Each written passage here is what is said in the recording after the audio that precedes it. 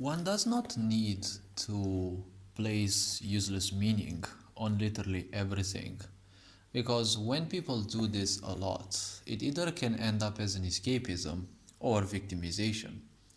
And victimization is also a form of escapism in most situations because it is much easier to keep distracting you from your problems than to actually invest time and effort into solving your problems. See, shortly said, there is no such thing as a bad day. You're literally taking part in making it bad because things that you don't like, especially from the past, you're dragging them into your awareness, into the present day, and using those typically as an excuse to make sure that you're not doing any progress so that you can slack in a way and therefore not do things. Because, first of all, a lot of people, well, only reason not first of all, but a lot of people kind of need this idea of rest. Depression, in a way, or being depressed. See, I remind people that they're not depressed, they need depressed. Because if you pronounce the word depressed slowly, you get actually deep rest, which is a lot of people need. See, this whole sick society functions like a cult. The purpose of a cult is to constantly burn you out, right? That's why you always feel an idea of burnout. Schools make you overwork and do useless amounts of homework that leave you with little time left. Work, you go to work, you get drained, and then you come back, you barely have any energy left for your own, life that you'd like to work towards. So the purpose of a sick society and any cult in general is to overwork you so that you're constantly tired. When you're constantly tired, you cannot do much. You cannot even question the reality you're in. And you just desperately try to fit in because you don't want to feel abandoned. A lot of people actually have abandonment issues. That's not an easy thing to go by with.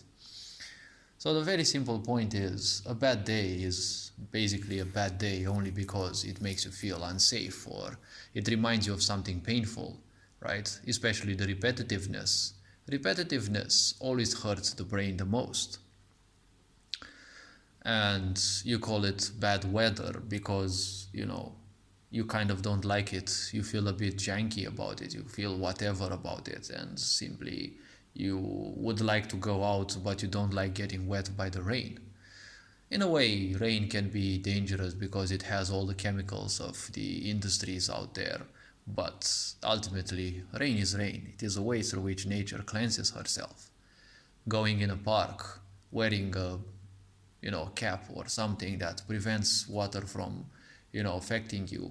I mean, who the heck would even care much? You're washing yourself with water full of fluorides and chlor and the such, so I don't think you should necessarily run too much away from water in the first place. So why not simply go for a stroll and extend your comfort zone a bit? If it rains, go through, you know, do what the others don't simply do, because go to a park and have a stroll. You'll see not too many people go there. They're gonna be obsessed with staying back in their homes and making use of the connection they have, the internet connection they have. You can go in nature and you will find a much better connection in there. There's probably little to no Wi-Fi or 5G in there, but if you're sensitive enough, you can find a better connection there. And ultimately, the simple point is, well, if you're not that sensitive, staying in nature, being a bit humble can actually open up certain things within you, can heal certain things, and can raise your awareness a bit at least. At the same time, hearing birds and nature sounds actually helps your brain develop and recover faster. It triggers certain ancestral things that society doesn't want you to experience anymore because it wants you to live in a polluted world, right? They're giving you so many survival games and, especially post-apocalyptic movies because that's basically how they imagine your world will be. If that's what you want to embrace, well, hope you enjoy your winter wonderland ultimately.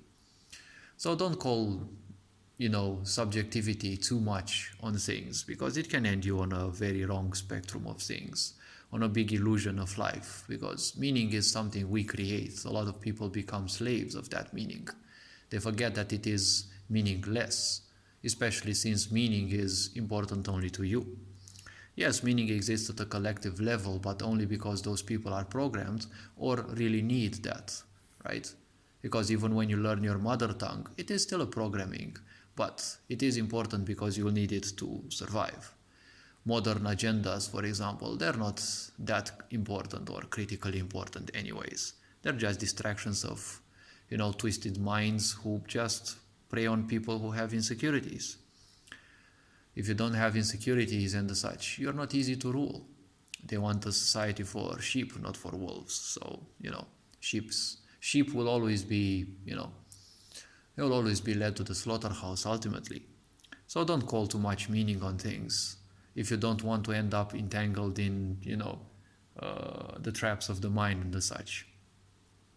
So hopefully this video was introspective enough in a way.